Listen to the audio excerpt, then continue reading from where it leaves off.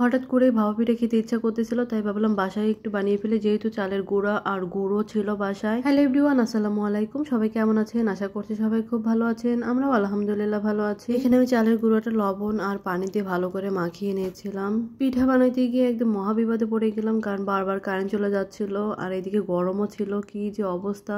তো অন্ধকারে পিঠাগুলো বানিয়ে নিলাম। এই যে আমার পিঠাগুলো মোটামুটি হয়ে গিয়েছে, আর এই যে আমি পিঠাগুলো বানিয়ে নিলাম আর একটা আমি নামিয়ে নিলাম। খেয়ে দেখলাম অনেকটাই মজা লাগতেছিল। আর এই পিঠাগুলো তো শীতের মধ্যে বেশি ভালো লাগে, কিন্তু কি আর করা, আমার হঠাৎ করেই খেতে ইচ্ছা করতেছিল, তো বাসায় বানিয়ে ফেললাম, যেহেতু মনটা চাচ্ছে, তো কি আর করা। আর এই যে আমি পিঠাগুলো বানিয়ে নিয়েছি, আর আমি অল্প কয়েকটা পিঠাই বানিয়েছিলাম। পিঠাগুলো দেখতে যেমন সুন্দর হয়েছে, খেতেও অনেকটাই মজা হয়েছিল। আর আমি একটু ছোট করেই বানিয়েছি। আর হঠাৎ করে নোহার নানু আমাকে সকালবেলা ফোন দিয়েছে, ফোন দিয়ে বলতেছে তোমার আব্বু এই যে দেখো বড় একটা বোয়াল মাছ কিনে নিয়ে এসেছে। আমার বাবা এরকমই করে মাঝে মধ্যেই, যখন হঠাৎ বড় মাছ পায় তখন নিয়ে আসে। বাবা মনে হয় এমনই হয়, আর ভালো কিছু আনলে ছেলে মেয়েকে আগে জানাবে। আর এই যে দেখেন ওই মাছটা কাটার পরে অনেকগুলা হয়েছে, সাথে ডিমও হয়েছে। যেহেতু আমি কিন্তু এই মাছটা খাই না, তারপরেও আমাকে জানাবে। আমি বললাম আমি তো এই মাছ খাই না। তো কি হয়েছে, মাছ খাও না তো কি হয়েছে?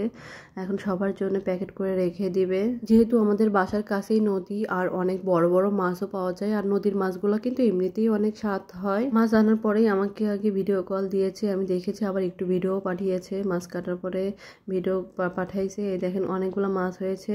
আর আমি ফ্রিজ পরিষ্কার করব। অনেকদিন ফ্রিজটা পরিষ্কার করা হয় না, তাই ভাবলাম ফ্রিজটা পরিষ্কার করে নিই। আর এটা হচ্ছে নর্মাল পাশ, নর্মাল পাশটা আগে আমি পরিষ্কার করে নিয়েছি, তারপরে ডিপ সাইড পরে পরিষ্কার করব। আমি একটু একটু করে পরিষ্কার করতেছিলাম আর একটু একটু করে লাগাচ্ছিলাম। আর এই যে আমি দুই পাশটাই মোটামুটি পরিষ্কার করে ফেলেছি, নর্মাল সাইডটা লাগিয়ে ফেলেছি। আর শুধু নর্মালের তাকগুলো লাগাইতে পারি নাই, ওটা আমি লাগাইতে পারতেছি না। নোহার পাপা এসে তারপরে লাগিয়ে দিবে। ছোট বাচ্চা থাকলে যা হয় আর কি, একটু করে কাজ করতেছিলাম আর একটু করে বাচ্চার কাছে যেতে হচ্ছিল, এই জন্য অনেকটাই সময় লেগেছে।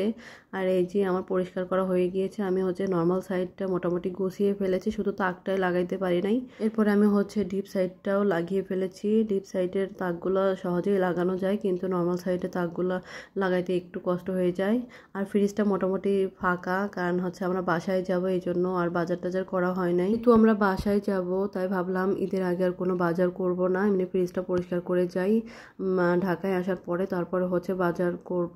মোটামুটি আমার কাজ শেষ। আর ছোট বাচ্চা তো এই জন্য অনেকটা সময় লেগেছে, আর বাচ্চার পিছে পিছে দৌড়াইতে হয়, এদিকে যায় ওইদিকে যায়, একটু দেখে শুনে রাখতে হয়। এমনিতে অনেকটা লেট হয়ে গিয়েছে। ফ্রিজ পরিষ্কার করার পরে ঘর মুছে তারপরে গোসল করে মেয়েকে খাইয়ে দিয়ে তারপরে বাকি সব কাজ করেছি।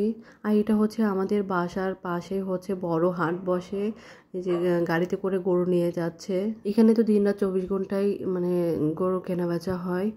আর মাত্রই অনেকগুলো গরু নিয়ে গেল, আবার গরুর অনেকে কিনে নিয়ে যাচ্ছে। আমাদের বাসা থেকে দেখা যায়। আর যারা গরু কিনতে এসেছে তারা ওই যে গাড়ি নিয়ে এসেছে, আমাদের বাসার সামনেই রেখেছে। আজকের ভিডিওটা এই পর্যন্তই। সবাই ভালো থাকবেন, সুস্থ থাকবেন। দেখা হবে নেক্সট কোনো ভিডিওতে। আর আমাদের ভিডিওটি কেমন লেগেছে প্লিজ কমেন্ট করে জানাবেন, লাইক কমেন্ট আর শেয়ার করে দিবেন। আমাদের ভিডিও ভালো লেগে থাকলে প্লিজ আমাদের চ্যানেলটিকে সাবস্ক্রাইব করে আমাদের পাশেই থাকবেন, আর সাথে থাকা বেল আইকন প্রেস করে দিবেন, যাতে করে আমি যখনই ভিডিও ছাড়ি তখনই আপনাদের কাছে নোটিফিকেশন চলে যায়। আর সবাই ভালো থাকবেন। আল্লাহ হাফেজ, আসসালামু আলাইকুম, টাটা।